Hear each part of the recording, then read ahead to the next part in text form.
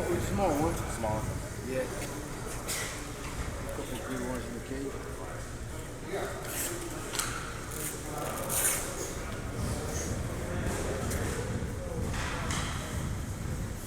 So at fight night, when it started going, when first I get a couple hits that's gonna getting bigger, but first one was when the guy's doing my hands.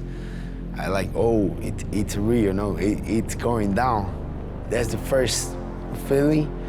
In the warm up, and the second one when they call, hey, it's your time, let's go, and then that's the second one. But I'm walking at that time. He's gonna walk in first. I'm gonna be the second guy walking to the octagon. And I think when it hits, when it really got me going is after Bruce Buffer, you know, one of the best in the business. When he called my name, it's when the goosebumps comes in, the butterflies start flying, and I'm like, let's go, we fight, you know. That's the moment for me. Start with Raymond first, 2 rounds, something like that. And then you start mixing up with Jason. But I'll be done in like, I just 1 round and I'm done.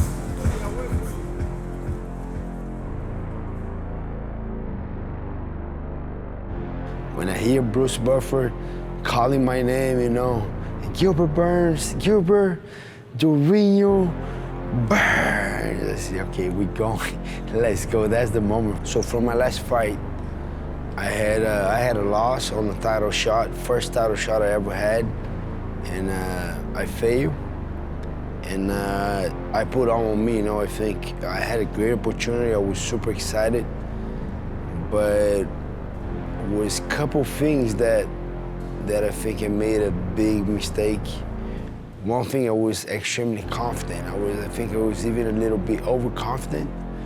And being overconfident, I didn't pay attention to little details. You know, I let it go, a couple of details. Kamaru is a very smart opponent. He knows me very well.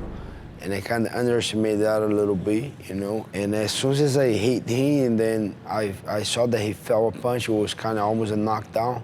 I let my emotions take control of me, and then I end up missing the opportunity, kind of loading up punches, and kind of lost the focus a little bit, and it was very hard to come back to that. And I right there I realized I had a lot of emotions going on. So I learned so much from that fight, a lot of takeaways, a lot of technical mistakes. But the most important thing was the emotions that I had on me, you know, going through that fight. And I think as a human being or as a fighter, but especially as a competitor, you gotta be able to control your emotions and be laser focused, be ready to perform. And I wasn't, so.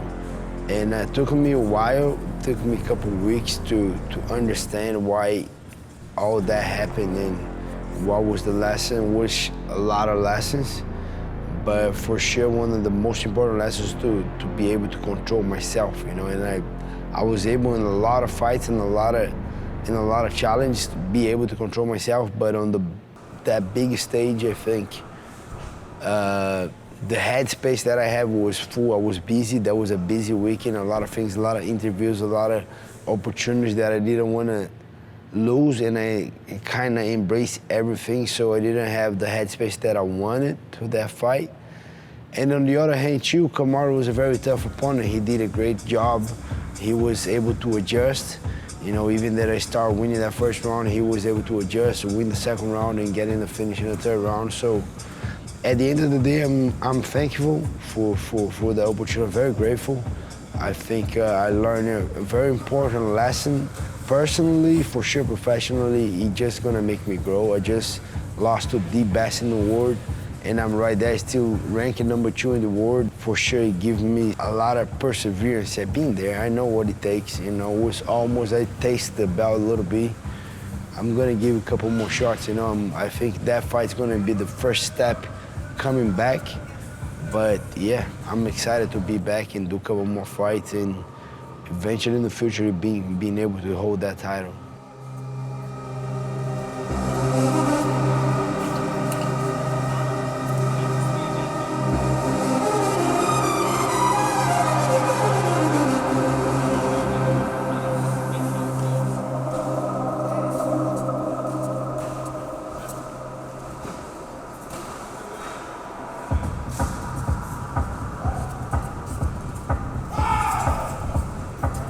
what does make his camp very different is because I had to bring a karate master to help me out to getting ready for Stephen Thompson. And this guy happens to be one of the best in the world right now.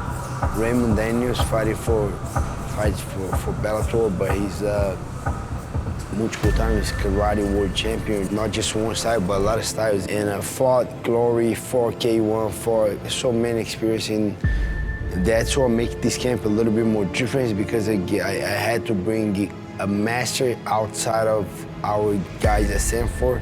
That's the main thing that's make a lot of difference.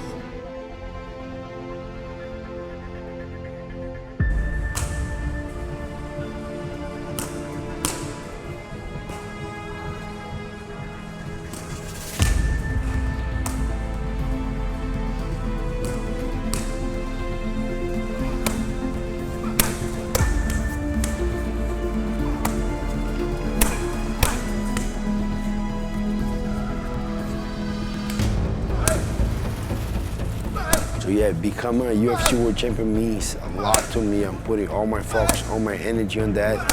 I did that on my Jiu-Jitsu days, and I did become a multiple times Jiu-Jitsu World Champion. I want to do the same now in MMA, in the UFC, in the biggest platform that it can be against the best athletes in the world. And I'm putting a lot of work to that, and I think I want to use that platform. You know, I want to be able to persevere through a lot of fails that I've been doing. My last fight was a little fail, but now I think I'll be way more mature, way more confident, way more relaxed, and I think I've been there before. You know, it's a little different when we've been there before, when you pass through all that. So I think that's gonna get me ready for the next time I'm gonna get that title. So now I'm just gonna keep working one fight at a time, getting better, improving in every scenario is possible. And when I get my chance, I'm gonna become a UFC World Champion.